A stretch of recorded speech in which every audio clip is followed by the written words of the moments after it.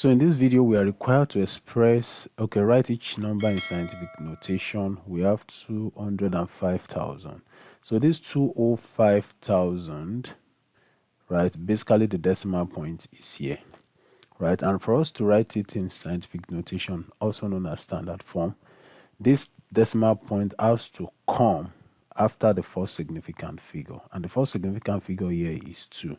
And if you move it to the left, it's going to be carrying a positive what power. And of course, if you move the decimal point to the right, it's going to be carrying a negative what power times number of times it is moved. So in this case, how many times are we moving it? 1, 2, 3, 4, 5.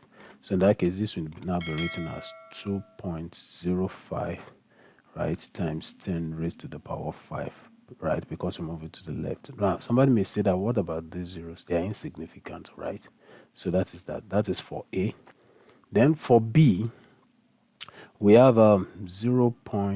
Okay, 3 zeros, 1, 2, 3, 107. So we only have a choice to move the decimal point to the right, which will carry a negative power of number of times it is moved. So, and we can only move it up to the front of the first significant figure in order to express it in scientific notation. So in this case, we can move it like 1, 2, 3, 4. So the decimal point is here now. So this one can be written as 1.07, right, times 10 raised to the power of minus 4. Minus 4 because we move it to the what, right. I want to believe this video has helped someone. Please don't forget to subscribe, like, share. Thank you for watching. See you in the next video. Bye.